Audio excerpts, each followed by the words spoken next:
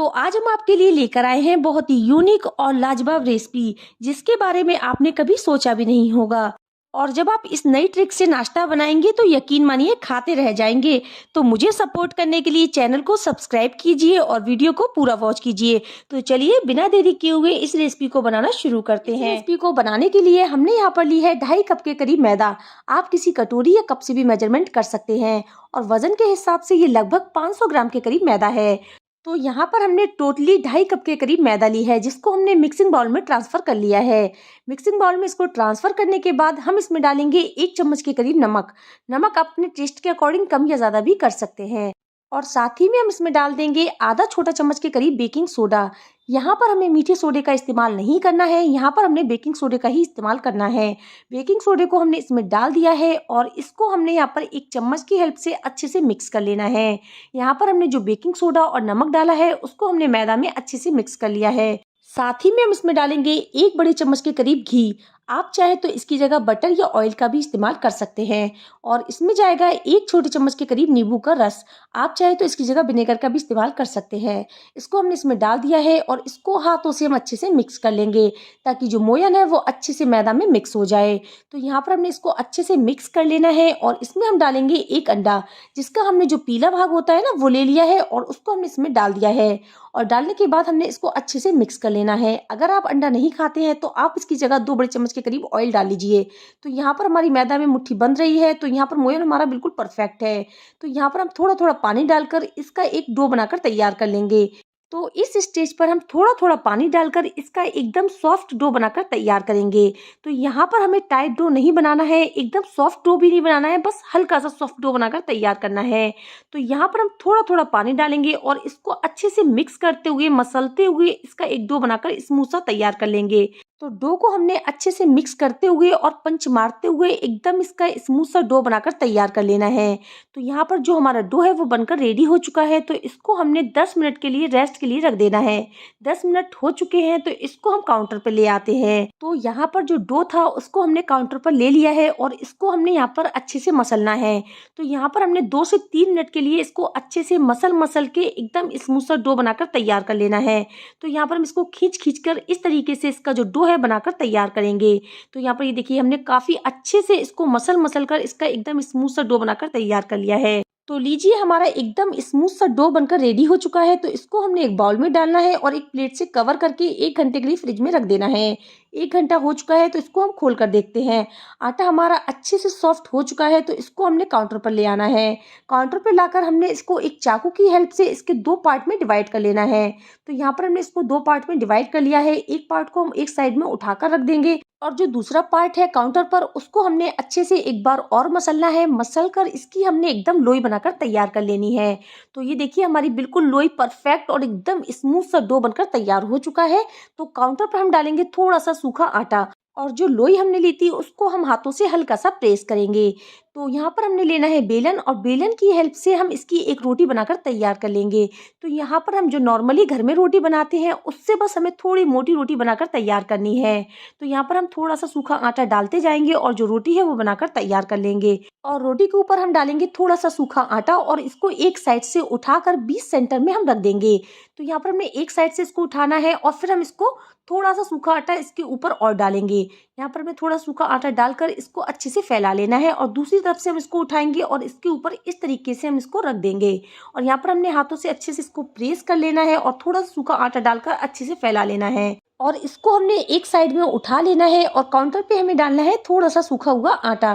तो यहाँ पर हमने सूखा आटा डस्ट कर दिया है और जो हमने रोटी बेलकर तैयार की थी उसको हमने इस तरीके से रखना है और यहाँ पर हमने इस तरीके से इसको बेलेंगे।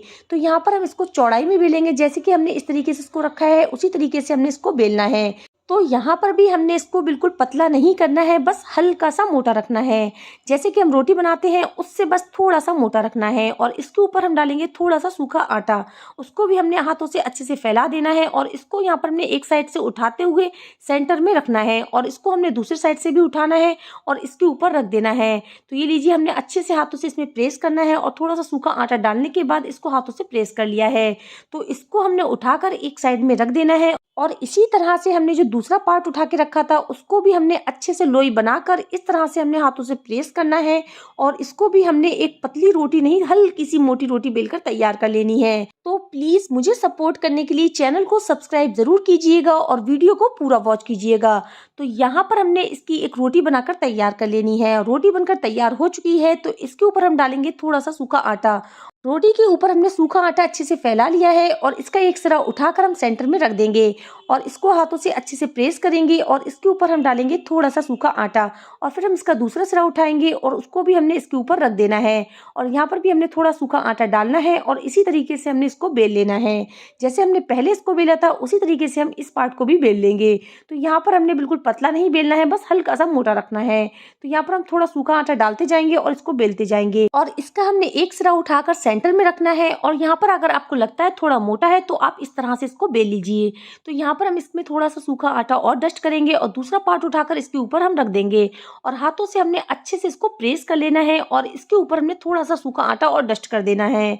तो यहाँ पर हमने हाथों से इसको अच्छे से प्रेस कर लिया है और इसी तरह से हमने दोनों पार्ट बनाकर तैयार कर लिए हैं। दोनों पार्ट को हमने एक प्लेट में रखना है और इसके ऊपर हमने सूखा आटा डस्ट करना है और इसको कवर करके हम 10 मिनट के लिए रख देंगे।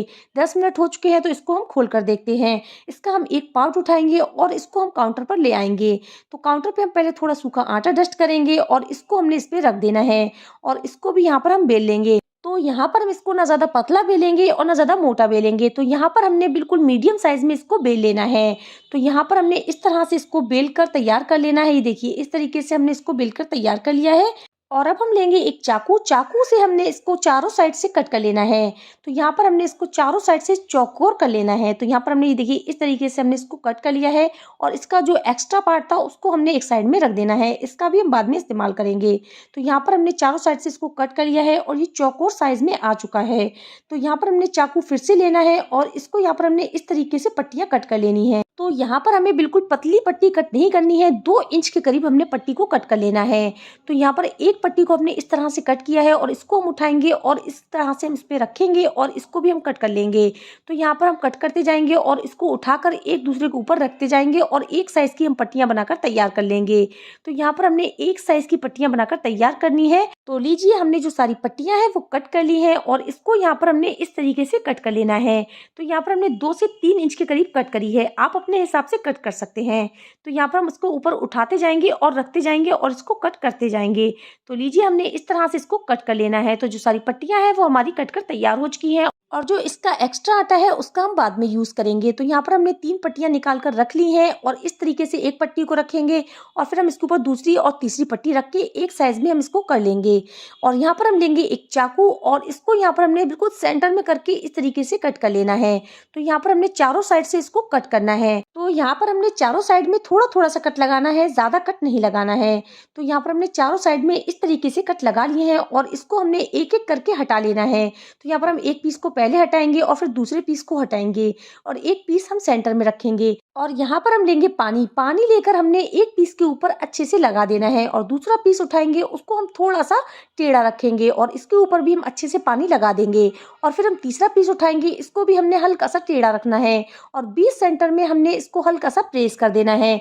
तो लीजिए हमारी बहुत ही बढ़िया डिजाइन बनकर हो चुकी है तैयार। सेंटर में हमने हल्का सा प्रेस कर दिया है और इसी तरह से हम जो सारी डिजाइन है बनाकर तैयार कर लेंगे। तो यहाँ पर हमने तीनों पीसों को एक संग कर देना है और यहाँ पर हमने चारों साइड से इसको कट कर लेना है। तो यहाँ पर हमने थोड़ा थोड़ा कट लगाना है, ज्यादा कट नहीं लगाना है। चारों साइड में हमने अच्छे से कट कर लिया है और एक एक पीस करके हम इसको हटा लेंगे। और हटाने के बाद जो एक सेंटर में पीस बचा है उस पर हम लगाएंगे पानी और पानी लगाने के बाद दूसरे पीस को हमने हल्का सा टेढ़ा रखना है। तो यहाँ पर इस तरीके से हमने इसको रख देना है, इस पर भी हमने पानी लगाना है और तीसरे पीस को हम इसके ऊपर रख देंगे और सेंटर में हमने उंगली की हेल्प से इसमें प्रेस कर देना है। तो लीजिए हमारी जो डिजाइन है बनकर तैयार हो चुकी है। तो इसी तरह से जो सारी डिजाइनें हैं बनकर तैयार हो जाएंगी, बहुत ही इजीली बन जाती हैं।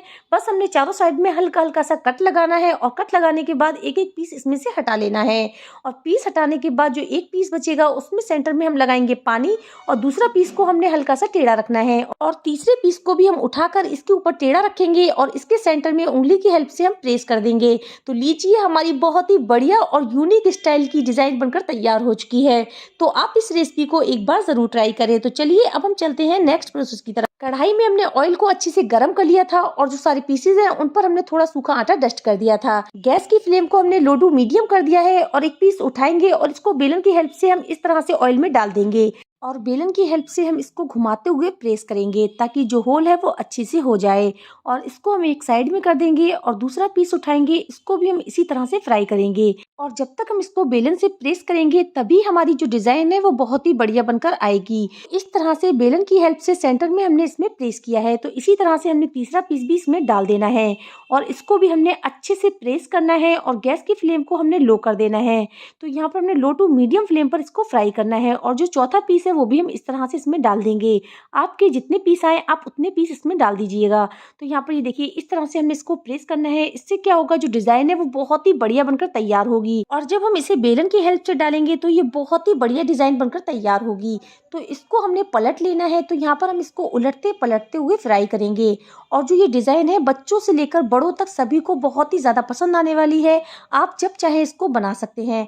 तो ये देखिए इस तरह से हमने उलटते पलटते हुए इसको फ्राई कर लिया है और इसका जो कलर है वो हल्का हल्का सा गोल्डन आ चुका है और यकीन मानिए इतनी टेस्टी रेसिपी बनेगी कि सब तारीफ करते रह जाएंगे। तो यहाँ पर ये अच्छे से फ्राई हो चुके हैं और इनका जो कलर है वो हल्का हल्का सा गोल्डन आ चुका है। तो इनको हमने एक एक करके बाहर निकाल लेना है और जो डिजाइन है बहुत ही बढ़िया बनकर तैयार होती। तो इसी तरह से हम सारे पीसेस को फ्राई कर लेंगे। तो चलिए अब हम चलते हैं नेक्स्ट प्रोसेस की तरफ। तो गैस पर हमने रखा है एक पैन और इसमें हम डालेंगे 1 कप के करीब चीनी।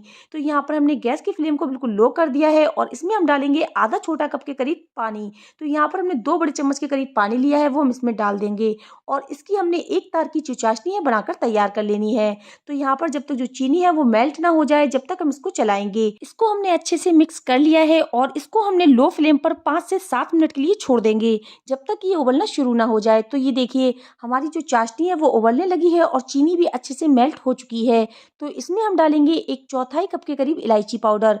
आप चाहें तो इसमें खड़ी इलायची भी कूट कर डाल सकते हैं। हम इसे मिक्स करेंगे और इसको हमने 7 से 8 मिनट के लिए लो फ्लेम पर पकाएंगे जब तक जो हमारी चाशनी है वो एक तार की इस तरह से बनकर तैयार ना हो जाए। तो जो चाशनी है वो हमारी एक तार की बनकर तैयार हो चुकी है। तो हमने इसको अच्छे से कर लेना है मिक्स और गैस की फ्लेम को हम कर देंगे बंद। तो यहाँ पर हमने सारे पीसेस को हल्का गोल्डन ब्राउन होने तक फ्राई कर लिया है और इसके टेस्ट को और ज़्यादा डेवलप करने के लिए हमने जो चाशनी ली थी उसको हल्का सा हमने गुनगुना कर लिया है और एक पीस उठाएंगे और इस तरह से हम चम्मच से इसमें चाशनी डालेंगे जिससे जो चाशनी है वो इसमें अच्छे से एब्जॉर्ब हो जाएगी। तो इसी तरह से हमने दूसरा पीस लेना है, उस पर भी हमने अच्छे से चाशनी डाल देनी है जिससे जो चाशनी है वो इसमें अच्छे से एब्जॉर्ब हो जाए। तो इसी तरह से जो सारे पीसेज हैं उसमें हमने चाशनी डाल देनी है। तो सारे पीसेस में हमने चाशनी को अच्छे से डाल दिया है। तो चलिए इसको डेकोरेट कर लेते हैं। तो इसके लिए हमने यहाँ पर ली है शुगर यानी कि चीनी और इसमें हमने थोड़ी थोड़ी डाल देनी है। चीनी डालने से ये बहुत ही ज्यादा अट्रैक्टिव लगेंगे। तो सारे पीसेस में हमने चीनी को डाल देना है और चीनी को डालने के बाद हम इसमें डालेंगे चेरी। तो यहाँ पर हमने चेरी के 2 पीसेस कर लिए हैं और इसमें हमने एक एक लगा देनी है। तो यहाँ पर हमने सारे पीसेस में चेरी को लगा लेना है और ये लीजिए बिल्कुल तैयार है हमारी रस भरी फ्लावर मिठाई। कितनी सुंदर दिख रही है ना। ये हमारी रस भरी मिठाई मस्ट ट्राई रेसिपी है, जरूर बनाइएगा। इसका टेक्सचर देखिए, वाओ कितना डिलीशियस लग रहा है ना। तो यहाँ पर मैं आपको एक पीस तोड़कर दिखाती हूँ। मजेदार एक एक लेयर आप देख सकते हैं, बिल्कुल भी ऑयल को एब्जॉर्ब नहीं किया है और बहुत ही ज्यादा क्रिस्पी और टेस्टी बनकर तैयार हुए हैं। तो आप इस रेसिपी को एक बार जरूर ट्राई कीजिएगा। इसका टेक्सचर देखिए, वाओ कितना डिलीशियस लग रहा है ना। ऐसी मिठाई जिसे देखते ही कोई भी खुद को इसे खाने से रोक ना पाए। जब इस तरीके से बनेगी मिठाई तो सभी पूछेंगे कैसे बनाई। ऊपर से क्रिस्पी, अंदर से सॉफ्ट रस भरी, जिसे खाकर मजा आ जाए। पूरी रस भरी रसीली मिठाई, इसके टेक्सचर से ही आपको मालूम पड़ रहा होगा ये कितनी रस भरी बनी है। इस मिठाई को खाने के बाद कोई भी नहीं बता पाएगा कि ये आपने मैदा से बनाई है। देखने में बहुत ही ज्यादा अट्रैक्टिव और खाने में बहुत ही ज्यादा टेस्टी। तो आप इस रेसिपी को किसी भी फंक्शन पार्टी में भी सर्व कर सकते हैं। बहुत ही यूनिक रेसिपी है, एक बार बनाएंगे तो हर बार ऐसे ही बनाएंगे। अगर आपको भी इस तरह की रेसिपी पसंद है तो प्लीज इस रेसिपी को जरूर बनाइए और रोज नई वीडियो देखने के लिए चैनल को सब्सक्राइब करना मत भूलिएगा। और अगर आपको आज की रेसिपी अच्छी लगी हो तो प्लीज प्यारा सा कमेंट करके मुझे जरूर बताइएगा और स्माइल के संग लाइक का बटन जरूर दबाइए। अपने फैमिली फ्रेंड्स में इसको जरूर शेयर कीजिएगा, चैनल को सब्सक्राइब कीजिएगा। मिलते हैं ऐसी ही नई नई वीडियो में, जब तक के लिए अल्लाह हाफिज।